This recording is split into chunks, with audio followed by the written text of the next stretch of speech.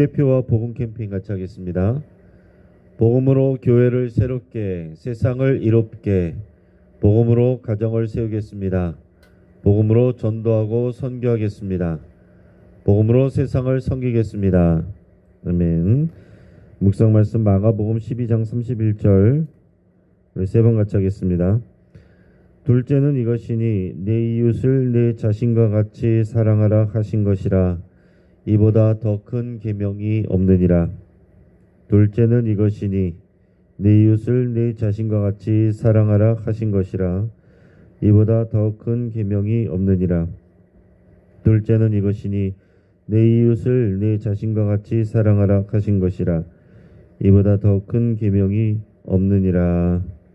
아멘. 하나님께서 오늘 우리에게 주시는 말씀은 레위기 20장 1절에서 6절까지의 말씀입니다. 자, 오늘 본문을 통해서 공동체의 책임이란 제목으로 말씀의 은혜를 같이 나누겠습니다. 여러분, 우리가 성경을 읽을 때 반복되는 내용들이 있습니다. 그러면 이게 내용이 왜 또 나와 하고 재미없어 하지 마시고 이게 중요한 내용이구나 이렇게 여러분 생각하시길 바랍니다. 반복되는 내용은 중요한 내용입니다. 하나님께서 성경을 통해서 강조하시는 내용이에요. 자, 본문의 내용은 우상 숭배 금지와 불법적인 성범죄를 경고하는 내용이 나옵니다. 근데 앞에 18장에서 나왔던 내용들이 많이 반복이 되고 있습니다. 무려 14가지 규례가 겹칩니다. 자, 우리가 그냥 성경을 읽으면 좀 전에 읽었던 내용이 왜 또 나오는가 싶겠지만 이것이 중요한 내용이구나 하는 것을 아시고 또 그것을 더 깊이 보실 수 있기를 바랍니다. 그리고 이 히브리 문학 양식의 특징이 그렇습니다. 주로 수미상관식의 이런 구조를 가집니다. 수미상관식이란 것은 머리와 꼬리가 서로 이제 연결된다 그런 내용이에요. 그러니까 예를 들어서 내용적으로 A, B, C, D 이런 내용이 나온다면 그 뒤에는 A, B, C, D 다음은 C 다시 B 다시 A 다시 이런 식으로 이제 내용이 진행되는 것입니다.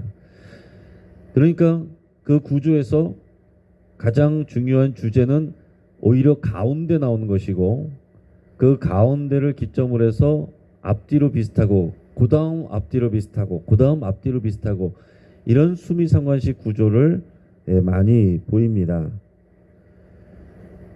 자, 오늘 본문인 20장은 19장을 중심으로 해서 18장과 내용이 거의 비슷하게 반복이 되고 있어요. 그러니까 19장 내용이 중심 내용이 된다라고 얘기를 할 수가 있겠죠. 자, 19장의 주요 내용은 무엇이었습니까? 우리 앞에 조금 더 보시면서 레위기 19장 2절 말씀을 우리 같이 한번 읽어보겠습니다. 너는 이스라엘 자손의 온 회중에게 말하여 이르라. 너희는 거룩하라. 이는 나 여호와 너희 하나님이 거룩함이니라. 아멘. 또 레위기 19장 18절 말씀이 핵심 구절입니다. 같이 읽겠습니다. 원수를 갚지 말며 동포를 원망하지 말며 내 이웃 사랑하기를 내 자신과 같이 사랑하라. 나는 여호와이니라. 아멘. 자, 예수님이 인용하신 말씀, 가장 핵심 계명, 또 특히 사람과 사람 사이에 구체적으로 실행해야 될 중요한 계명이 이웃사랑이라고 그랬습니다. 그래서 레위기의 이 주제는 19장에 담겨 있고 19장은 여호와 하나님이 거룩하니 너희도 거룩하라. 그리고 내 이웃을 내 자신과 같이 사랑하라 라는 것입니다. 이것을 종합하면 우리는 하나님과 언약을 맺은 백성으로서 하나님을 사랑해야 되고 하나님이 거룩하시기 때문에 거룩해야 됩니다. 그것을 실천하는 방법은 내 자신과 같이 이웃을 사랑하는 것입니다. 하나님을 사랑하기 때문에 우리가 거룩하여야 되고 거룩하기 위해서 해야 될 일들, 그리고 그것이 더 구체적으로는 이웃을 사랑하기 위해서 그 공동체와 관련된 일들, 이것이 레위기의 율법의 내용들입니다. 그러니까 하나님의 거룩은 사랑과 연결이 되고 하나님의 거룩은 이 공동체와 연결이 되는 것입니다. 우리가 그것을 잘 알아야 됩니다. 그래서 18장에서의 내용이 반복이 되지만 가족 중심적인 관점이었다고 한다면 오늘 20장에 나오는 내용은 공동체적인 관점을 가지고 기술이 되고 있다 라고 여러분이 생각하시면 되겠습니다. 자, 그러니까 지금 우상숭배 금지하는 내용과 불법적인 성범죄를 금지하는 내용들이 나오는데 오늘 본문 말씀을 읽을 때는 이것을 공동체적인 관점으로 봐야 된다는 거예요. 그러니까 나만 안 그러면 된다, 그게 끝이 아니라 우리 공동체에서 이런 일이 일어나지 않도록 서로 돌아보고 서로 책임져야 된다. 이게 하나님의 마음이고 하나님의 뜻입니다. 그래서 거룩한 영적인 공동체, 지금은 이게 교회죠. 이 거룩한 주의 몸된 교회 공동체는 영적인 공동체이고 서로 상호 책임을 지는 그런 공동체다라는 것입니다. 그냥 교회 왔다 갔다 한다고 해서 되는 것이 아니고 교회가 되어서 이 교회 공동체가 하나님 앞에서 거룩할 수 있도록 서로를 책임져주고 돌아봐주고 지지해주고 기도해주고 격려해주고 이러한 책임이 우리에게 있고 이것이 교회의 모습이다라는 것입니다. 자, 그런 관점에서 오늘 본문을 묵상할 수 있기를 바랍니다. 자, 먼저는 이 우상숭배에 대해서 다시 말씀을 합니다. 우상숭배에 대해서 말씀을 하시는데 이 공동체적인 관점을 가지고 우리 교회의 책임을 가지고 이렇게 말씀을 읽어보시길 바랍니다. 1절에서 5절까지 말씀입니다. 여호와께서 모세에게 말씀하여 이르시되 너는 이스라엘 자손에게 또 이르라. 그가 이스라엘 자손이든지 이스라엘의 거류하는 거류민이든지 그의 자식을 몰렉에게 주면 반드시 죽이되 그 지방 사람이 돌로 칠 것이요 나도 그 사람에게 진노하여 그를 그의 백성 중에서 끊으리니 이는 그가 그의 자식을 몰렉에게 주어서 내 성소를 더럽히고 내 성호를 욕되게 하였음이라.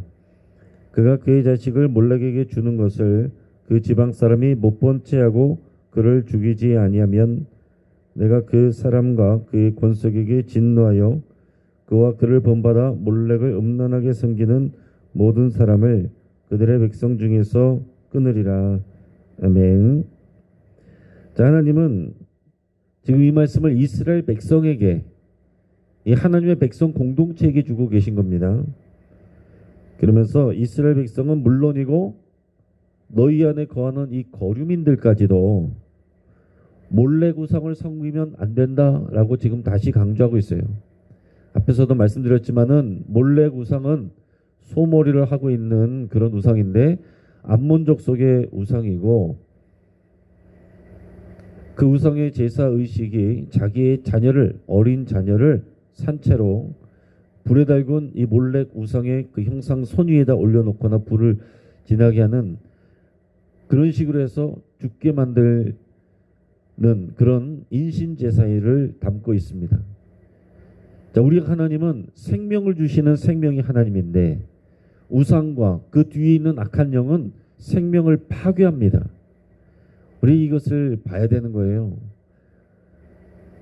하나님은 생명이 하나님이시고 생명을 주시고 그 생명을 거룩하게 지키라 이런 하나님이신데 여기 있는 가나안이 섬기는 또 이방 족속들이 섬기는 이런 몰렉 우상과 같은 이런 우상 숭배는 하나님이 주신 생명을 죽인다는 거예요. 파괴한다. 이런 하나님 앞에 가증한 일들을 하는 것입니다. 그래서 이 내용은 앞에서도 18장에서도 반복됐지만 여기서는 그렇게 하면 어떤 벌을 받는지를 말씀하고 있습니다. 두 가지 벌을 받는데 하나는 그 공동체 주민들에게 투석형을 받아요. 그러니까 몰렉 우상을 섬긴 사람은 돌로 쳐서 반드시 죽이라 라고 그랬습니다. 그리고 하나님께는 이 이스라엘 백성에게서 끊어질 것이다. 그러니까 하나님과의 언약 관계에서 끊어질 것이다 그랬어요. 그러니까 앞에서 말한 거는 육체적인 죽음을 의미하고 하나님에게서 끊어진다라는 것은 영적인 죽음을 말합니다. 그 완전히 멸망하는 거예요. 그만큼 하나님이 가증하게 여기고 지금 강하게 이것을 단속하고 계신 것입니다. 그만큼 비윤리적이고 가증한 일이기 때문에 하나님이 미워하시는 일이고 완전히 망하게 되는 일이다라는 것입니다. 그러면서 4절에 보면 만약 누군가 몰래 우상에게 자신의 자녀를 바치는데 그 공동체의 주민들이 모른 척하면 하나님은 모른 척하는 그 주민들에게도 진노하신다 그랬습니다. 그 주민들과 그의 가족들에게도 진노하셔서 함께 몰래 우상에 참여한 자들은 다 이스라엘 백성에게서 끊어버리겠다 말씀하셨습니다. 자, 그 당시 이 공동체의 의미에서 이웃이라고 하는 것은 지금 우리가 이 현대 사회에서 도시를 살아가면서 생각하는 그런 이웃 정도의 개념이 아니에요. 우리는 이웃과 얼굴도 모르고 이름도 모르면서 살아갈 수 있지만 이 당시에 이스라엘 백성들은 서로 이 혈연 관계고 친족 관계고 다 얽히고 설켜 있는 그런 관계이기 때문에 서로가 서로를 웬만하면 다 압니다. 그 지역에서 모여 사는 사람은 다 알아요. 다 그리고 같은 지파가 모여 살기 때문에 대부분 혈연, 지연, 뭐 친척이고 다 이런 관계입니다. 그렇기 때문에 누가 몰래 우상을 섬긴다 하는 것을 지역 주민들이 모를 수가 없다라는 것입니다. 하나님께서 이렇게 강력하게 말하는 것은 무슨 얘기입니까? 누군가 우리 지파 안에서 이 공동체 안에서 이 가증한 몰래 우상을 섬기며 자기의 살아있는 아이를 죽음으로 인신제사를 드리는데 뻔히 알 수 있는 주민들이 아무런 조치도 하지 않고 말리지 않고 그냥 보고만 있었다고 한다면 그 책임을 하나님께서 그 주민들에게도 돌리신다라는 것입니다. 나는 몰래 우상 섬기지 않았는데요. 나는 하나님을 잘 섬겼는데요. 그거 갖고 되는 게 아니다라는 거예요. 공동체의 책임을 하나님께서 물으신다는 것입니다. 이것을 오늘날 우리에게 적용을 한다면 이 교회 공동체에서도 마찬가지입니다. 내 개인 신앙생활만 잘하면 끝이다라는 생각이 아니다라는 거예요. 나는 거룩하게 살았는데요. 나는 하나님 잘 예배했는데요. 그러나 내 공동체 안에서 하나님을 떠나고 하나님의 미워하고 가증한 일들을 벌인데도 교회 공동체 안에서 아무런 조치를 하지 않는다. 그러니까 하나님께서 그 공동체에게 책임을 물으신다라는 것입니다. 자, 요즘 현대사회에서는 그것이 쉽습니까? 이 도시에서 남의 삶의 생활에 간섭하는 것은 굉장한 비매너로 여겨집니다. 굉장한 실례죠. 그러나 교회는 단지 회중이 아닙니다. 각자의 필요에 따라서 모여있다가 흩어지는 회중이 아니라 하나님께서 영적인 공동체로 부르신 거예요. 이 공동체에서는 서로에게 책임을 지고 관심을 가져야 되고 서로를 격려하고 가르쳐주고 지지해주고 붙들어줘야 될 그런 상호 책임이 있다라는 것입니다. 여러분, 이것이 우리가 서로 책임져 줄 수 있는, 함께 기도해 할 수 있는 그런 영적인 소그룹이 필요한 이유입니다. 이런 영적인 소그룹이 없으면 그냥 교회에 왔다 갔다 하면서 내 문제는 각자, 자기 문제는 자기가 해결하는 그런 모습으로 갈 수밖에 없습니다. 교회가 크면 커질수록 내가 모르는 사람이 더 많아지는 거예요. 이 공동체가 아니죠. 그렇기 때문에 이 전체 많은 회중들이 공동체가 되기 위해서는 서로 연결되어야 되고 서로가 서로를 알아야 되고 상호 책임지는 소그룹으로 우리가 묶여 있어야 됩니다. 자, 그 다음에는 부모를 저주한 자에 대해서 말씀하고 있습니다. 우리 9절 말씀을 같이 읽겠습니다. 만일 누구든지 자기 아버지나 어머니를 저주하는 자는 반드시 죽일지니 그가 자기 아버지나 어머니를 저주했은즉 그의 피가 자기에게로 돌아가리라. 아멘. 자, 하나님은 부모를 저주하는 자를 반드시 죽이라 그랬습니다. 자, 부모를 공경하라라고 한 것이 하나님이 주신 대인관계 첫 번째 계명인데, 반대로 부모를 저주하는 일은 하나님의 명령을 어기는 것이고, 그것은 참부모 되시는 하나님을 거역하는 거예요. 하나님은 그렇게 받으신다라는 거예요. 자신의 부모에게 행한 일이라고 다른 사람에게 간섭받지 않아도 되는 게 아니다라는 것입니다. 이 공동체 안에서 누군가 자기 부모를 학대하거나 업신여기거나 저주하거나 하는 일은 공동체의 책임이 있다라는 것입니다. 그것은 이 사회의 질서를 무너뜨리는 심각한 범죄이기 때문에 반드시 이런 일을 바로잡으라 하나님께서 말씀하고 계신 겁니다. 자, 이어지는 말씀들은 이제 성범죄에 대해서 하나님께서 말씀하시는 불법적인 성범죄들에 대해서 말씀하고 있습니다. 우리 10절에서 16절까지 말씀을 우리 같이 읽어보겠습니다. 누구든지 남의 아내와 간음하는 자, 곧 그의 이웃의 아내와 간음하는 자는 그 간부와 음부를 반드시 죽일지니라. 누구든지 그의 아버지의 아내와 동침하는 자는 그의 아버지의 하체를 범하였은즉 둘 다 반드시 죽일지니 그들의 피가 자기들에게로 돌아가리라. 누구든지 그의 며느리와 동침하거든 둘 다 반드시 죽일지니 그들이 가증한 일을 행하였음이라. 그들의 피가 자기들에게로 돌아가리라. 누구든지 여인과 동침하듯 남자와 동침하면 둘 다 가증한 일을 행함인즉 반드시 죽일지니 자기의 피가 자기에게로 돌아가리라. 누구든지 아내와 자기의 장모를 함께 데리고 살면 악행인즉 그와 그들을 함께 불살을지니 이는 너희 중에 악행이 없게 하려 함이니라. 남자가 짐승과 교합하면 반드시 죽이고 너희는 그 짐승도 죽일 것이며 여자가 짐승에게 가까이하여 교합하면 너는 여자와 짐승을 죽이되 그들을 반드시 죽일지니 그들의 피가 자기들에게로 돌아가리라. 아멘. 자, 이 내용들이 18장에서도 그대로 등장을 했었습니다. 그런데 표현이 다른 것은 18장에서는 이런 거 하지 말라, 이런 정언 명령의 방법으로 표현으로 되어 있습니다. 그런데 오늘 20장에서는 너희가 이런 것을 하면 이렇게 된다, 이런 식으로 이제 표현이 되어 있어요. 그래서 하지 말라는 내용에다가 이렇게 하면 어떤 처벌이 주어지는지 거기에 대해서 좀 더 상세하게 말씀하고 있습니다. 여러분, 성관계는 정상적인 부부관계 안에서 누려야 되는 것입니다. 성관계 자체가 나쁜 것이 아니고 건강한 하나님이 만드신 남녀 부부 사이 그 관계를 벗어난 불법적인 관계 안에서 이루어지는 성관계가, 성행위가 하나님께서 미워하시는 일이고 경건하지 못한 일로 보신다는 겁니다. 이런 관계들은 공동체의 질서를 깨뜨리는 일이 돼요.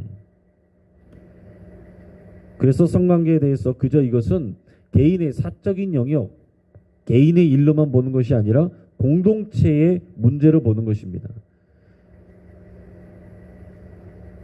여기서 이 부부관계를 넘어서는 불법적인 다른 대상들은 누구를 얘기를 하고 있습니까? 남의 아내 또는 아버지의 아내. 아버지의 아내라는 것은 그 아버지의 첩이나 또는 자신의 이제 계모를 얘기를 합니다. 또는 며느리, 동성 간의 이 성행위, 또 장모, 또 짐승과의 성행위, 이런 것들을 말하고 있습니다. 자, 여기서 성범죄한 자는 둘 다 죽이라 이렇게 돼 있어요. 그 얘기는 어떤 강간의 문제가 아니고 성폭행의 문제가 아니고 두 사람이 합의하에 이루어진 성범죄다라는 것을 의미하고 있습니다. 그러니까 이것은 쾌락을 위해서 건강한 가정과 부부관계를 떠나서 불법적인 관계 안에서 이루어진 성행위고 그것은 하나님의 이 거룩한 공동체의 모든 질서를 파괴하는 일이 되는 것입니다. 그렇게 합의하에서 이런 불법적인 성행위를 한다는 것은 이미 그 사회가, 그 공동체가 그냥 두면 이런 이 거룩에 대한 이 가치가 이미 훼손되는 상황이 되는 것입니다. 하나의 케이스를 놔두면 그것이 번지게 되고 점점점 자연스러운 일이 되겠죠. 이럴 때 범죄한 자들을 벌하여서 돌로 쳐 죽이거나 불살라 죽이는 일을 누가 해야 되는가? 그게 오늘 본문을 읽는 우리의 공동체적인 관점입니다. 그를 지역 공동체의 주민들이 해야 될 일이다라고 말씀을 하고 계신 거예요. 자, 그들이 범죄했으면 하나님의 말씀에 따라서 돌을 던지든지 불살라 죽이든지, 이 내용들은 끔찍하지만 이렇게 강력하게 처벌을 해야 되는 그 사람들은 그 공동체의 주민들이라는 거예요. 여러분, 오늘날 교회가 이런 일을 할 수가 있겠습니까? 교회 안에 누군가 불법적인 일을 하고 불법적인 관계를 갖고 있는데 누군가 알았어요. 이것을 얘기를 할 수가 있겠습니까? 공공연하게 이것을 다룰 수가 있겠습니까? 다른 교회 가면 끝인데요. 소문이 나면은 교회 많은데 뭐 바로 그냥 다른 교회 가버리면 되는데, 누가 교회에서 이런 것들을 간섭을 받으며 신앙생활을 하겠냐라는 것입니다. 그런데 교회는 원래 치리 기능이 있습니다.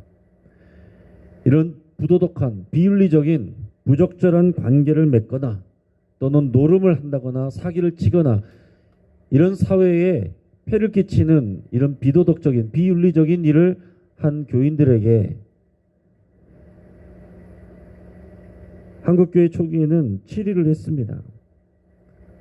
그래서 공개적으로 아무개에게 어떤 이유로 인해서 근신 처분을 하든지, 그래서 예배에 참여하지만 예배 순서를 못 맡게 하든지, 성찬식에 이 참여를 못하게 하든지, 심각하면 교회 공동체에서 내보내기도 했습니다.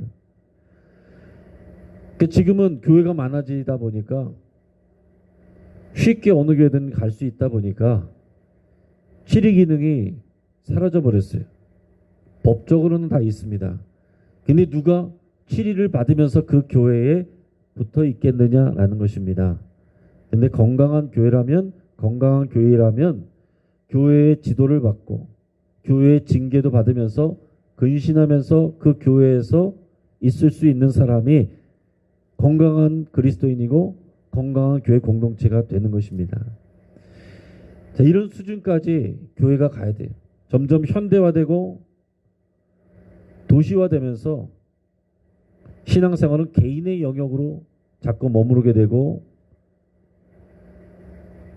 간섭하지 못하고 터치할 수 없는 그런 모습으로 상황으로 자꾸 가고 있습니다. 상황이 그러니까 점점 교회가 그럴 수밖에 없고 그것을 인정해야 된다라는 방식으로 갈 수 있지만, 말씀을 통해서 동일하게 우리에게 명령하시는 하나님은 동일하신 하나님이시고 그때나 지금이나 우리에게 원하시는 것은 같다라는 것을 여러분 우리가 기억을 해야 됩니다. 문화적으로는 우리가 다른 부분이 있지만 하나님이 원하시는 것은 동일하다는 것을 우리가 기억을 해야 됩니다. 교회는 단순히 사교 모임이나 동아리가 아니라는 것을, 서로를 책임지는 거룩한 영적인 공동체라는 것을 여러분 꼭 기억하시길 바랍니다. 말씀을 정리합니다. 하나님의 거룩이란 것은 영적인 공동체 안에서 함께 추구되어져야 되는 것입니다. 그것이 하나님의 뜻이고 명령입니다. 자, 우리는 개인적인 신앙생활만이 아니라 교회 공동체의 일원으로서 서로 책임지고 돌봐야 될 그런 사명이 있습니다. 우리는 서로를 알고 지지해주거나 권면해주는 그런 영적인 소그룹이 있어야 됩니다. 그것이 우리의 구역제도죠. 개인적으로 하나님과 깊은 만남을 누리며 더 나아가서 지체와 이웃을 사랑하고 섬기는 그런 성숙한 믿음이 되기를 주의 이름으로 축복합니다. 같이 한번 기도하겠습니다. 오늘 말씀을 붙잡고 함께 기도하겠습니다. 하나님이 강조하시는 것을 우리가 마음에 깊이 새기기로 결단하시고 우상 숭배와 성범죄를 멀리하고 거룩을 추구하기로 여러분 기도하시길 바랍니다. 또한 우리가 영신교회 공동체로서 상호 책임, 상호 돌봄을 실천하는 그런 공동체를 우리가 생각하고 또 실천하기를 귀하게 여기기로 여러분 결단할 수 있기를 바랍니다. 우리 가정을 위해서 기도할 때 서로를 책임지고 사랑해야 될 이유를 우리 사랑하는 모든 가족들과 함께 같이 깨달을 수 있도록 실천할 수 있도록 위해서 또한 함께 기도하겠습니다. 우리 교회 모든 교구와 구역을 위해서 기도하시고 모든 구역장님들을 축복하고 교우장님들을 축복하고 또 개편을 위해서 여러분 같이 기도하시고 우리 교회 안에서 이런 건강한 영적인 소그룹들이 더욱 활성화되고 활발해질 수 있도록 위해서 함께 기도하겠습니다. 또 우리 한국교회와 캠퍼스와 이 선교지에서 기승을 떨치고 있는 이단이 힘을 잃도록 여러분 위해서 같이 기도하고 건강한 교회 공동체에서 이런 것들을 분별할 수 있도록 또 교육할 수 있도록 위해서 함께 기도하겠습니다.